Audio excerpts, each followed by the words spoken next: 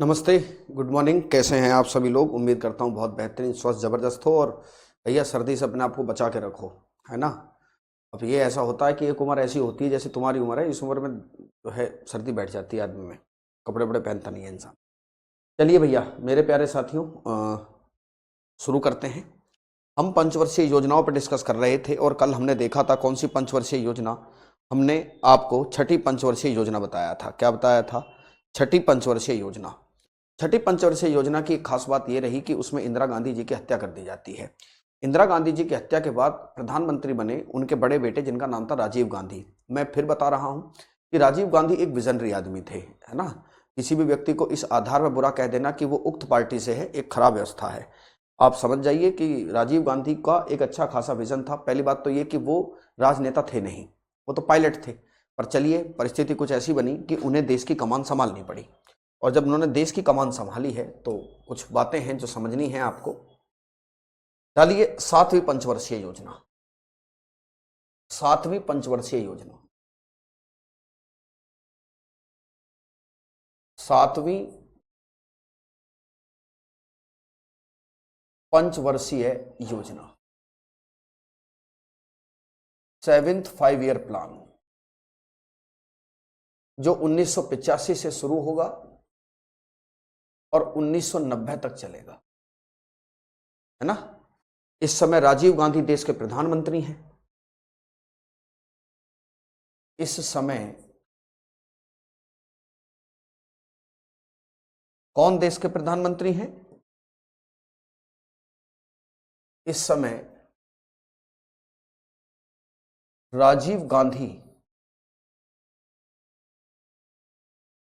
देश के प्रधानमंत्री हैं। एक बार यह सवाल पूछा गया था कि किस पंचवर्षीय योजना में कौन प्रधानमंत्री थे, तो जो मेन प्रधानमंत्री होते हैं उनके नाम पूछे जाते हैं। इस समय राजीव गांधी जो हैं वो देश के प्रधानमंत्री हैं, क्योंकि इंदिरा गांधी जी की हत्या के बाद इन्हीं के हाथों में कमान आई थी। चलिए, इस योजना में बहुत सारी बातों को ध्यान रखा गया। ये योजना क्या है? ये पूरी तरीके से ये कहती है कि रोजगार बढ़ाओ, जनसंख्या बढ़ाया जाए। यह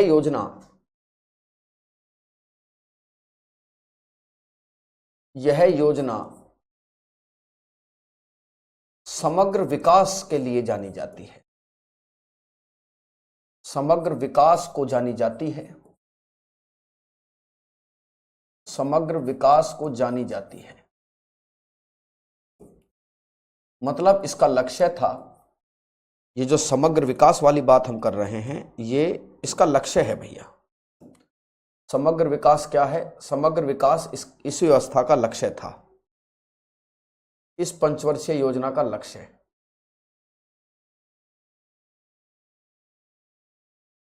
इस पंचवर्षीय योजना का लक्ष्य ही समग्र विकास करना है। क्या करना? समग्र विकास। अब जब समग्र विकास होगा तो आप सारी चीजों पर ध्यान देंगे। आप जनसंख्या पर ध्यान देंगे, जनसंख्या बढ़ाने पर नहीं, जनसंख्या घटाने पे, है ना। आपको ये पता होगा कि एक नेता हुए हैं संजय गांधी। ठीक है, संजय गांधी जो हैं, आपको ये पता हो, संजय गांधी क्या कर रहे थे जब आपातकाल की स्थिति आई। आपातकाल के दौरान इन्होंने एक योजना चलाई, जिसे मैं जबरन इसलिए लिख रहा हूं कि भारत में लोग परिवार नियोजन चाहते नहीं हैं उस समय। खासकर भारत में परिवार नियोजन करना अपने आप में एक टफ टास्क है ना।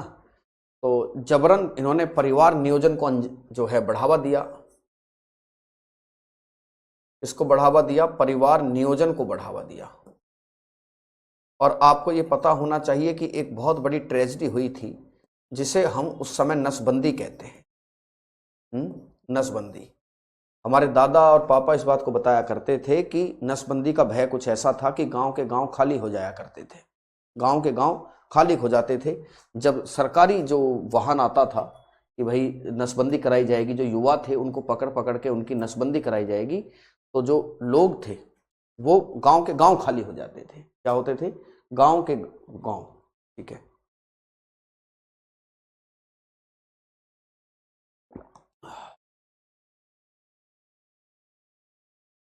आज हमारे गांव के गांव खाली हो जाते थे, याद रखिएगा। तो जब चूंकि इसका लक्ष्य ही जो है समग्र विकास था, इसी समय ध्यान रखिएगा कि जनसंख्या नियंत्रण पर जो है बात की गई। जनसंख्या नियंत्रण पर बात की गई है। जनसंख्या नियंत्रण होना चाहिए।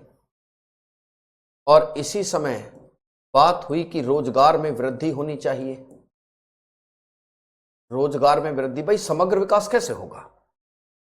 किसी भी आदमी का समग्र विकास होगा तो होगा कैसे? सीधी सी बात है, रोजगार बढ़ाओ और जनसंख्या को कंट्रोल में रखो। रोजगार में वृद्धि की बात की गई, उद्योग धंधों में वृद्धि की बात की गई, उद्योग धंधों की वृद्धि की बात हुई। मैं आपकी जानकारी के लिए एक छोटी सी बात यहां बताना चाहता हूं जो आपको याद भी रखनी चाहिए। एक ये है कि जब आप ये बात करते हो कि उद्योग धंधे बढ़ने चाहिए, जस्ट इमेजिन बिना एग्रीकल्चर के उद्योग धंधे कैसे बढ़ेंगे? भाई बिना एग्रीकल्चर के उद्योग धंधे कैसे बढ़ेंगे, आप ये बताइए। तो जब हम उद्योग धंधों की बात करते हैं तो उसमें याद रखिएगा कि उसमें कृषि का विकास स्वतः ही शामिल होता है। इसमें कृषि का विकास शामिल होता है। आप ये नहीं कह सकते अरे आप तो खेती को भूल गए, है ना, आप खेती को भूल गए, तो ऐसा क्यों? नहीं, ऐसा नहीं है। जब उद्योग धंधे, भाई सीधी सी बात यह है कि उद्योग धंधों के लिए कच्चा माल कहां से आएगा? खेती से, प्राथमिक क्षेत्र से। अब जो कोयला है, जो लोहा है, वो भी तो प्राथमिक क्षेत्र में आते हैं। भाई मैंने आपको बताया था कि प्राथमिक क्षेत्र क्या है? कृषि है। वन से कुछ भी उत्पाद निकल रहा है, खनन से तुम जो कुछ कोई भी धातु निकाल रहे हैं, आप कोई भी तत्व निकाल रहे हैं, कोयला निकाल रहे हैं, कोई खनिज निकाल रहे हैं, धात्विक खनिज निकाल रहे हैं, आप अधात्विक खनिज निकाल रहे हो, वो सब चीज कहां से है? वो खनन का काम है। और खनन से आप कुछ भी निकाल रहे हैं, it is a part of primary sector. ये प्राइमरी सेक्टर का ही भाग होता है। ठीक है, इस चीज को याद रखिएगा।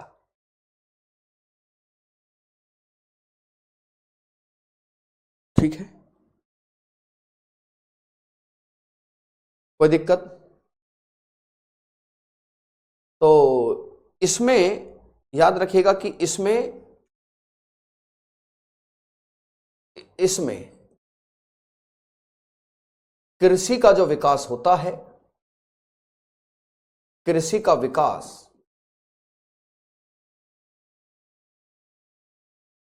स्वतः ही शामिल होता है।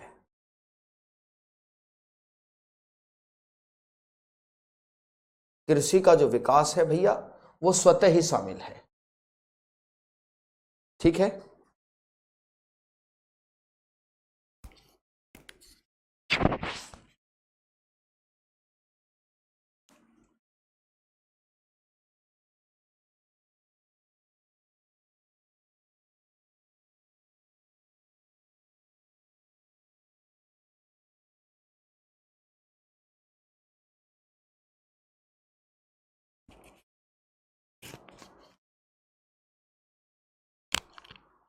ठीक है, चलिए। तो ये सब बातें इसमें शामिल की गई और इसमें नाम दिया, इसी का नारा था भोजन, काम और उत्पादकता। इसका नारा था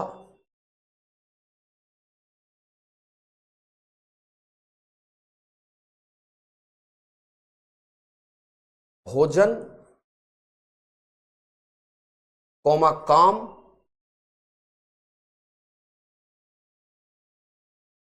कौमा उत्पादकता।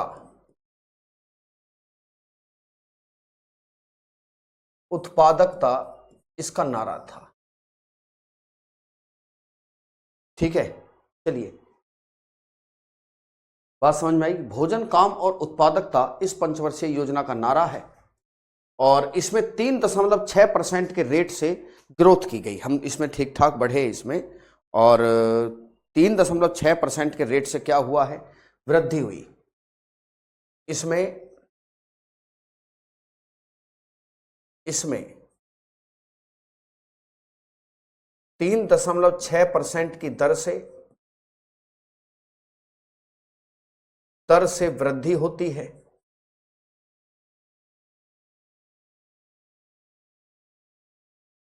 देखो, जो राजीव गांधी हैं मैंने कहा कि राजीव गांधी एक विजनरी आदमी थे। आपको मैं एक चीज और कुछ यहाँ बताना चाहूंगा जो आपको पता होना चाहिए बातें, कि वो किस तरीके से देश का विकास करना चाहते थे। अगर ये आप समझेंगे तो आपको कुछ बातें समझ में आएंगी। राजीव गांधी वो शख्सियत थे, राजीव गांधी वो शख्सियत हैं जिन्होंने वोट देने की उम्र घटाई। राजीव गांधी वो शख्सियत हैं जिन्होंने वोट देने की उम्र घटाई। भाई वोट देने की उम्र क्या है आज? 18 वर्ष, पहले 21 साल थी, उम्र घटाई। और 18 वर्ष की, 18 वर्ष इन्हीं के समय की खास बात थी जब सरकारें कुछ ऐसी हुआ करती थी कि आज विधायक किसी और पार्टी में है, कल को कुछ और नया मसला मिल गया तो उसने क्या करा, उसने तुरंत पार्टी बदल दी। और जब उसने तुरंत पार्टी बदल दी तो उसको फिर ऐसे में सरकार गिर जाती थी। तो दल बदल का कानून आया, दल बदल का कानून आता है, इन्हीं के टाइम पीरियड की बात है। दल बदल का कानून आता है जिसे एंटी डिफेक्शन लॉ कहते हैं। और राजीव गांधी हैं जो ये चाहते थे कि जो गांव की पंचायतें हैं, गांव की जो पंचायतें हैं, गांव की पंचायतें अपने अधिकार रखें।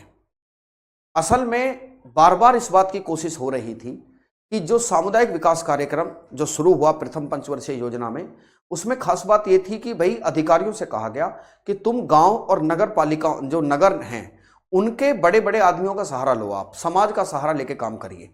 समाज आपको बताएगा आपको क्या विकास करना है और अधिकारी उसमें सहयोग करें। लेकिन अधिकारी तो अंग्रेज जमाने के थे, लाल फीताशाही से उत्प्रोत थे। तो ऐसे में बात क्या थी कि वो किसी की सुनते नहीं थे। तो बलवंत राय मेहता जो भारत में पंचायती राज व्यवस्था के शिल्पकार कहे जाते हैं, उनकी अध्यक्षता में एक समिति बनाई गई। उस समिति का काम यह था कि आप ये चेक करो कि जो सामुदायिक विकास कार्यक्रम है, जो कम्युनिटी डेवलपमेंट प्रोग्राम है, वो कहां तक पहुंचा। सामुदायिक विकास कार्यक्रम या कम्युनिटी डेवलपमेंट प्रोग्राम आखिर कहां तक पहुंचा है। तो जो बलवंत राय मेहता थे उन्होंने एक सिफारिश में अपनी रिपोर्ट में यह लिखा कि सामुदायिक विकास कार्यक्रम भ्रष्टाचार का शिकार है, अधिकारी भ्रष्ट हैं।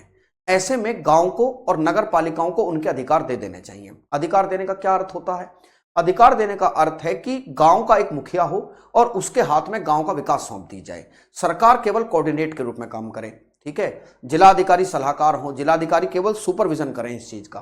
तो इसी चीज में क्या बात निकल कर आती है कि फिर बाद में राजीव गांधी इस मामले में भरसक प्रयास करते हैं। यह भी याद रखिएगा, जो राजीव गांधी हैं इन्होंने जो स्थानीय स्वशासन है,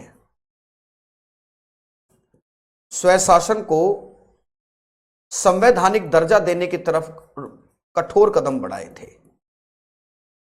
संवैधानिक दर्जा देने की तरफ कदम बढ़ाए।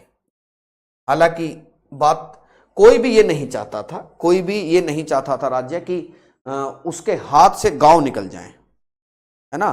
तो ये उनकी बात बहुत ज्यादा कामयाब हो नहीं पाई। तो I hope you getting my point.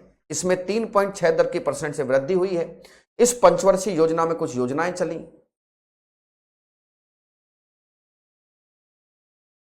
इसमें कुछ योजनाएं चली हैं।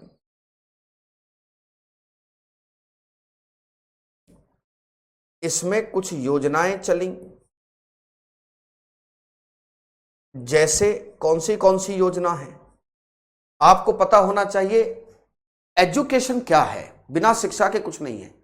अगर एक व्यक्ति इतना भी नहीं पढ़ सकता कि उसके अधिकार क्या हैं, एक व्यक्ति की सरकारी दफ्तरों में इसलिए पहुंच नहीं है कि वो पढ़ना नहीं जानता, तो वो फिर काला अक्षर भैंस बराबर वाली स्थिति हो जाती है। ऐसे व्यक्ति, भाई हक तो सब रखते हैं डेवलप होने का, पर ऐसा व्यक्ति डेवलपमेंट की तरफ चल नहीं पाएगा, समस्या रहेगी ही रहेगी उसके साथ।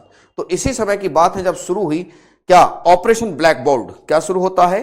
ऑपरेशन ब्लैक बोर्ड शुरू हुआ। Operation black board, operation black board का प्रारंभ होता है।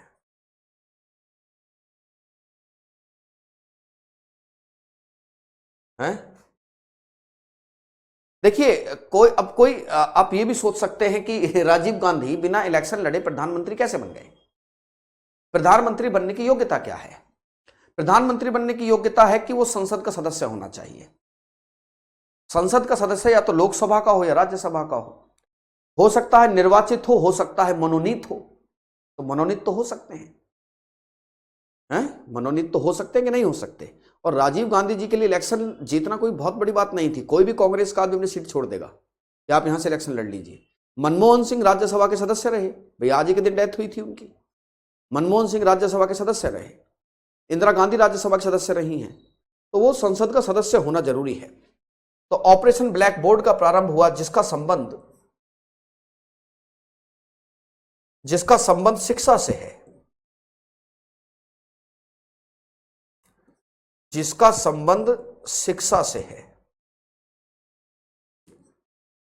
सरकारी दफ्तरों में कंप्यूटर चलेगा, सरकारी दफ्तरों में कंप्यूटर चलेगा, ये राजीव गांधी जी की ही देन थी।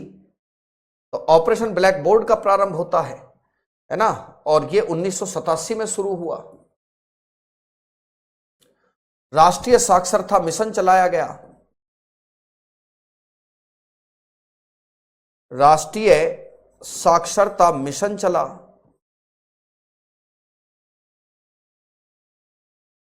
1988 की बात है। कौन सा मिशन चला है? राष्ट्रीय साक्षरता मिशन चलाया गया। जवाहर रोजगार योजना चली, जवाहर रोजगार योजना चली, जवाहर रोजगार योजना, जवाहर रोजगार योजना चली 1989 में चली है। क्या चली है? 1989 में, है ना। ठीक है, स्पीड पोस्ट से ऐसे फिर बहुत सारी चीजें हैं। मैंने कहा ना कि कंप्यूटर भी इनका एक लक्ष्य में से एक था, है ना, लक्ष्य में से एक था। फिर क्या होता है? अब आता है योजना अवकाश। क्या आता है? फिर से योजना अवकाश शुरू हुआ। अच्छा, यह भी याद रखिएगा, सेबी की स्थापना भी इसी दौरान हुई है। लिख लो कहीं इसको, सेबी की स्थापना भी इसी दौर में हुई थी। डालिए हेडिंग योजना अवकाश। योजना अवकाश, जिसे हम प्लान हॉलिडे कहते हैं। प्लान हॉलिडे, मैं आपको बता दूं, ये भारत की राजनीति का वो समय है, भारत की राजनीति का ये वो समय था जब सरकारें, तो मैं क्या कहूं, प्रधानमंत्री हर 6 महीने में 1 साल में बदल जा रहे हैं। चंद्रशेखर, वीपी सिंह, राजीव गांधी, नरसिम्हा राव, ताबड़तोड़ अंदाज में प्रधानमंत्री बदल रहे हैं। और ऐसा तब होता है जब क्षेत्रीय दल आगे आ जाते हैं। आप देखते हैं कि ये जमाना ऐसा था, उस जमाने में हुआ क्या कि बहुत सारे क्षेत्रीय दल, जैसे मैं ये कहूं कि वही बीजेपी का भी एक वर्चस्व आ गया। बीजेपी उस समय इतनी बड़ी पार्टी नहीं थी, लेकिन धीरे धीरे बीजेपी आगे बढ़ रही है। समाजवादी पार्टी जैसी पार्टियां हैं, बसपा थी, लालू जी की पार्टी है, लालटेन जिसका चुनाव चिन्ह है, दक्षिण की कई पार्टियां हैं। तो बहुत सारी पार्टी ऐसी आई जिन्होंने कांग्रेस को चुनौती दी। तो जो कांग्रेस बहुत ज्यादा लाइमलाइट में रहती थी, बहुत एकदम उसी के जो है आ जाया करते थे सारे विधायक और एमपी, तो अब कांग्रेस को बहुत चैलेंज मिलने लगा था। बड़ा मुश्किल था कांग्रेस के लिए कि वो अपने दम पे सरकार बनाए। तो दूसरों का साथ बहुत जरूरी था। गठबंधन की सरकारों की शुरुआत होती है। गठबंधन की सरकार आप समझते हैं। तो जब गठबंधन की सरकारें बननी शुरू हुई, तो गठबंधन की सरकार की कहना मनमोहन सिंह जी का कहना कि 100 मजबूरी है। गठबंधन की सरकार की 100 मजबूरी। तो जब गठबंधन की सरकारें बनना शुरू हुई, तो ऐसे में प्रधानमंत्री पद की तरफ सब गिद्ध लगाए, गिद्ध की निगाह से देखते थे। तो सरकारें आती थी जाती थी, प्रधानमंत्री बदलते हैं। तो 1990-92 का जो टाइम पीरियड है, उस समय भारत में एक ऐसा दौर चल रहा था जो राजनीतिक अस्थिरता का माहौल जिसे कहते हैं। वर्ष 1990-92, वर्ष 1990 से 92 के बीच का समय है, ये के बीच का समय,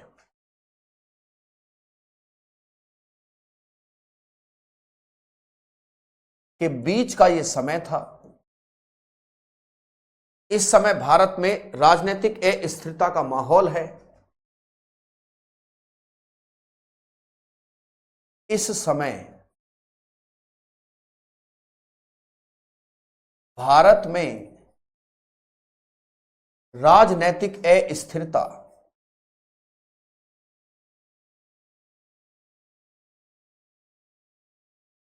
राजनैतिक अस्थिरता का माहौल है।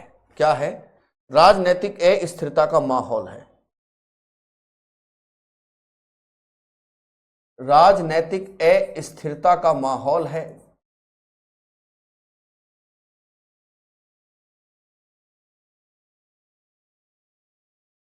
क्या थी वो पॉलिटिकल अनस्टेबिलिटी? देखिए, राजनीतिक अस्थिरता का माहौल कैसे है? क्या है वो पॉलिटिकल अनस्टेबिलिटी का माहौल जिससे भारत जूझ रहा है, जिससे भारत जूझ रहा था? जैसे जैसे बार बार प्रधानमंत्री बदल रहे हैं, बार बार प्रधानमंत्री बदल रहे हैं।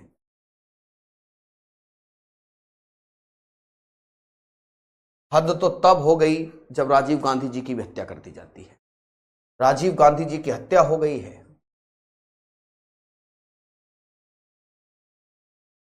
राजीव गांधी जी की हत्या हो गई है।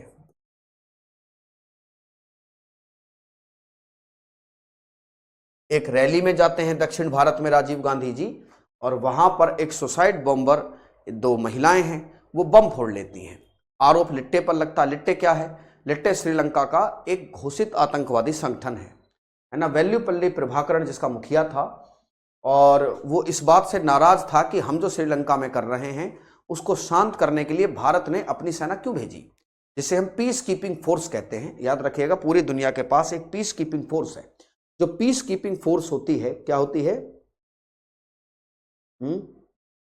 पीस कीपिंग फोर्स जो होती है वो विश्व की एक फोर्स है, जिसमें विश्व के सभी देशों का कोई सोल्जर्स रहते हैं। तो उसमें भारत के सैनिक भी थे। तो इस बात से वेल्लुपल्ली प्रभाकरण नाराज था कि भाई भारत हमारे मामले में इंटरफेयर क्यों कर रहा है। तो इन सब बातों के चलते, बहुत लंबी कहानी है, राजीव गांधी जी की हत्या हो गई है।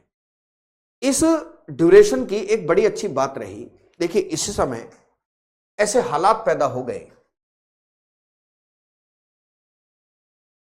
इस समय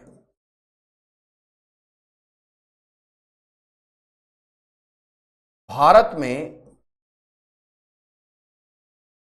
जो विदेशी मुद्रा कोष है, विदेशी मुद्रा कोष, जो विदेशी मुद्रा भंडार है, वह बहुत कम हो गया है। विदेशी मुद्रा भंडार वह बहुत कम हो गया, वह बहुत कम हो गया है। और जब विदेशी मुद्रा भंडार बहुत कम हो गया तो टेंशन वाली बात यह रही कि भारत के पास विदेशी मुद्रा का भंडार, यह प्रश्न पूछा गया है कि जो विदेशी मुद्रा का भंडार है कितने दिन का बचा था? केवल 15 दिन का बचा है। केवल 15 दिन का बचा, केवल 15 दिन का बचा था। यानी कि अगर आने वाले 15 दिन में भारत में विदेशी पैसा नहीं आया, विदेशी पैसा का सीधा अर्थ लगाइए डॉलर, अगर डॉलर नहीं आया है तो तुम व्यापार कैसे करोगे भाई? आज हमारी जो जरूरतें हैं, आज उस जमाने के हिसाब से भी सोचिएगा, और आज भी वही स्थिति है कमोबेश। आज जो हम, फिर आज तो खैर चीजें बदल गई हैं, भारत का रुपया भी मजबूत हो गया है, दुनिया को और बहुत सारी मुद्राएं चाहिए, लेकिन उस समय दुनिया को केवल एक ही मुद्रा चाहिए थी, वो थी डॉलर। और सबसे बड़ी जो जरूरत है वो तेल की है, डीजल है, पेट्रोल है और गैस है। ये सब चीज विदेशों से आ रही हैं, और जब ये चीज विदेशों से आ रही है तो पेमेंट केवल डॉलर में होगा, और डॉलर हमारे पास है नहीं। अब सवाल ये उठता है कि डॉलर गया कहां, क्यों नहीं है हमारे पास डॉलर? तो आप ये देखिए कि डॉलर आएगा कैसे। डॉलर आएगा कैसे? जब लोग हमारे यहां निवेश करेंगे तभी तो डॉलर आएगा, विदेशी उद्योग धंधे लगाएंगे तभी तो डॉलर आएगा, और हमारा व्यापार खूब बड़ा होगा तभी तो डॉलर आएगा। तीनों ही चीज पर ग्रहण लगा हुआ है। व्यापार तब हो जब उद्योग धंधे ठीक चल रहे हैं, उद्योग धंधे बढ़िया नहीं है, निवेश करने को हमारे यहां कोई तैयार नहीं है। तो ये इसका सीधा असर किस पर पड़ा? विदेशी मुद्रा भंडार पर पड़ा, और ये जो विदेशी मुद्रा भंडार है केवल 15 दिन का बचा था। अतः और इस समय जो भारत के प्रधानमंत्री हैं,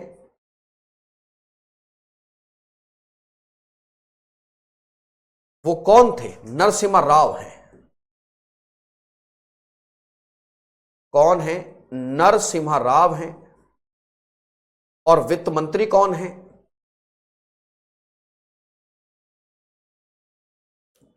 वित्त मंत्री रिजर्व बैंक ऑफ इंडिया के गवर्नर रहे, रिजर्व बैंक ऑफ इंडिया के गवर्नर रहे मनमोहन सिंह हैं,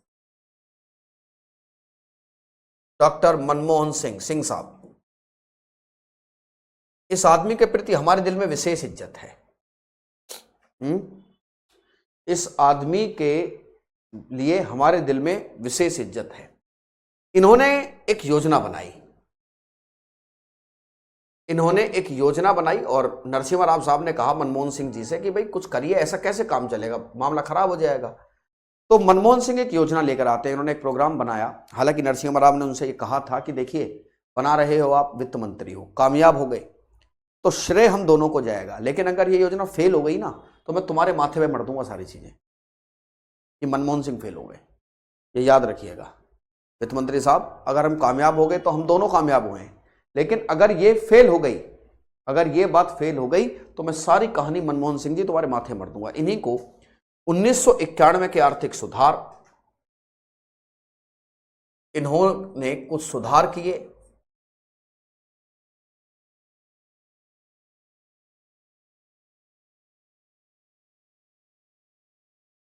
सुधार किए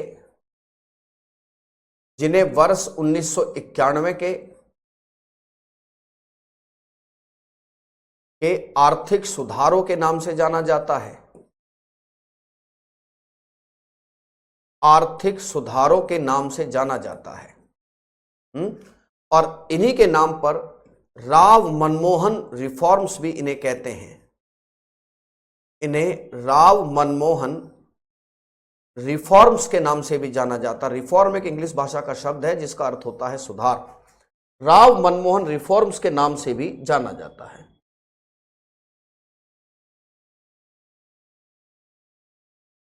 के नाम से भी जानते हैं। अच्छा, अगर हम सोचे इस बात को, और सोचना मेरे हिसाब से सोचना चाहिए कि सर ऐसा क्यों हुआ, इतना जो है विदेशी मुद्रा भंडार आखिर कम कैसे हो गया, इसका क्या कारण हो सकता है। जैसे इसके कारण थे भारत में एक तो उद्योग धंधे कम हैं,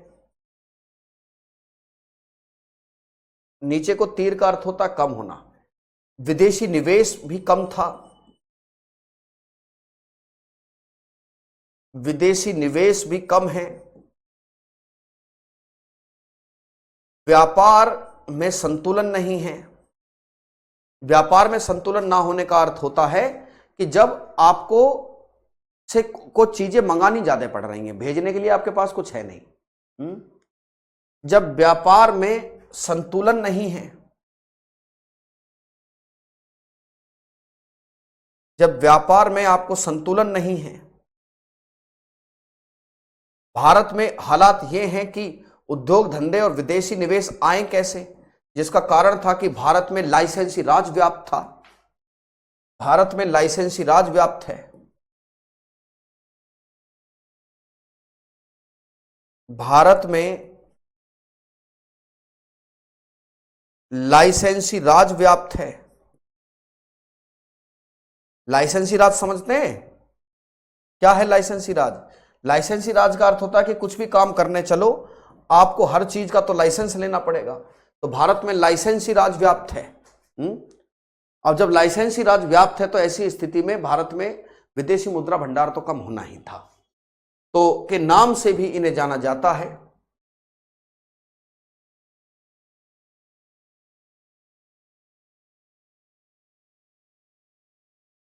ठीक है, ये जो सुधार हैं इन्हें एलपीजी रिफॉर्म्स हैं। ये सुधार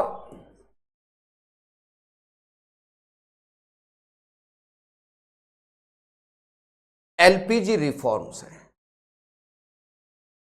अब आप एक बात सोच सकते हैं कि ऐसे कैसे सुधार हैं, कि आज लागू करें और कल देश की हालत ठीक हो गई। देखिए ऐसा होता है कि पूरा जो विश्व का बाजार होता है वो सारे देशों पर निगाह लगाए बैठा रहता है कि किस देश की नीतियां कैसी हैं।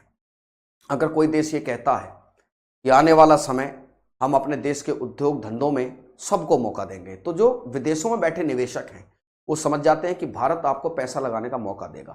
फिर भारत बताता है कि आइए हमारे यहाँ इलेक्ट्रिक कार की कंपनी लगाइए, हमारे यहाँ इलेक्ट्रिक कारों का अब बहुत ज़्यादा क्रेज बढ़ रहा है।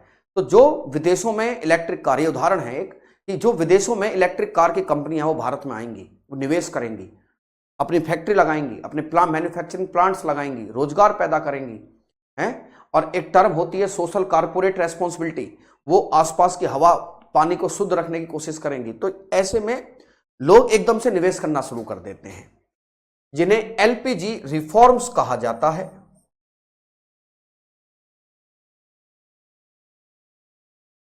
मेरे प्यारे दोस्त, यहां पर एल का अर्थ है लिबरलाइजेशन। लिबरलाइजेशन जिसे हम उदारीकरण कहते हैं, कि थोड़ा सा लाइसेंसी राज में मत उलझाइए लोगों को, ठीक है। लाइसेंसी राज मत उलझाइए लोगों को, फैक्ट्री लगाने दीजिए साहब। अरे डीएम साहब काहे परेशान करते हैं आप? बोले जी क्या परेशान करते हैं साहब, थोड़ी थोड़ी बात के लिए एनओसी मांग लेते हो, आइए आप लगाइए फैक्ट्री। साहब इनके पास 12 फुट की सड़क नहीं थी, 11.5 फुट की थी। अरे जस्ट एडजस्टेबल ब्रो, एडजस्ट करो, लगाइए आप फैक्ट्री। लोगों को उदार किया गया, उद्योग धंधों के प्रति लोगों को आकर के आइए आप हमारे पास। कि एक आया कि हमारे पास 100 करोड़ रुपए, अरे कोई बात नहीं, आप सरकार की फैक्ट्री में पैसा लगाइए, क्या दिक्कत है? बोले आप तो कहते थे कि सरकार की फैक्ट्री में कोई पैसा नहीं। नहीं, वो सब पुरानी बातें थी, जाने दीजिए उन बातों को, आइए पैसा लगाइए। और कोई दोस्त हैं तुम्हारे? एक हमारे दोस्त हैं अमेरिका में, 200 करोड़ रुपए के बराबर के डॉलर लगा देंगे हम। बुलाओ बुलाओ उनको, बुलाओ बुलाओ, तो डॉलर आएगा। तो उदारीकरण हुआ, उदारीकरण हुआ, लिबरलाइजेशन। हमने उद्योग धंधों में और लोगों को भी बुलाया कि मोस्ट वेलकम, आप आइए। एक है पी, जिसका अर्थ होता है प्राइवेटाइजेशन।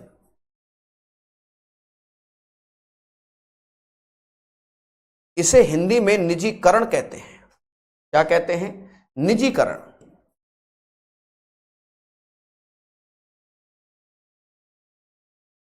कि जो सब चीज में सरकार नहीं जाएगी, सरकार सब चीज में नहीं रहेगी, ठीक है। सरकार को कुछ मसलों में यह कहा गया कि कोई बात नहीं, हम इसमें हाथ नहीं डालेंगे, इसमें प्राइवेट सेक्टर्स को ही बुलाइए, हर चीज हम नहीं बनाएंगे यार, कुछ अब प्राइवेट सेक्टर्स के हाथों में छोड़िए, ठीक है। एक था जी, जी का अर्थ है ग्लोबलाइजेशन। ग्लोबलाइजेशन को हिंदी में वैश्वीकरण कहा जाता है। वैश्वीकरण, वैश्वीकरण का अर्थ यह है कि आप ना अपने देश की अर्थव्यवस्थाओं को दुनिया से जोड़ दीजिए। मैकडॉनल्ड आने के लिए कह रहे हैं बुलाओ, अरे भैया अंग्रेजों कंपनी है, अरे कोई कब्जा नहीं करेगा, बुलाइए मैकडॉनल्ड साहब, आइए। कोको कोला आना चाहती है, बुलाइए बुलाइए, कोक आइए। और अपने देश की अर्थव्यवस्था को दूसरों के लिए खोलो। अरे हम तो बहुत दिन से भारत में व्यापार करना चाहते थे, पर आपके यहां तो इतने हालात खराब है, हम आने, नहीं नहीं, अब हमने सब कुछ सही कर दिया है, आपको बहुत ज्यादा परेशानी नहीं होगी, है ना, आपको बहुत ज्यादा परेशानी नहीं होगी। एलपीजी, लिबरलाइजेशन, प्राइवेटाइजेशन और ग्लोबलाइजेशन, इनके बाद भारत में आर्थिक हालात सुधरे हैं। इसके बाद क्या हुआ है? उसके बाद भारत में देखना आप, उद्योग धंधों को भी तेजी मिली है। इनके बाद क्या हुआ है? इसके बाद भारत में आर्थिक हालात भी सुधरे। इसके बाद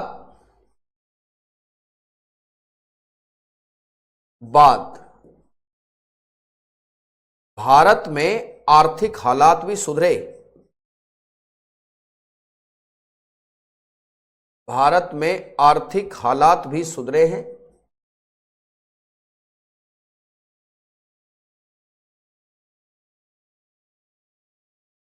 ठीक है, ठीक है, स्लो इसलिए पढ़ा रहा हूं, कमर में दर्द है मेरी, ठीक है, ठीक है। चलिए, तो आज, कल आपकी मैंने कल कुछ योजनाएं पढ़ाई थी, आज आपको बता दी है। आज थोड़ा क्लास को छोटी रखेंगे, ठीक है, ओके। और चलिए, और अभी लगभग 5 से 7 क्लास बचती है इकोनॉमिक्स की, उसके बाद दी एंड हो जाएगी। चलिए भाई, चलो ठीक है।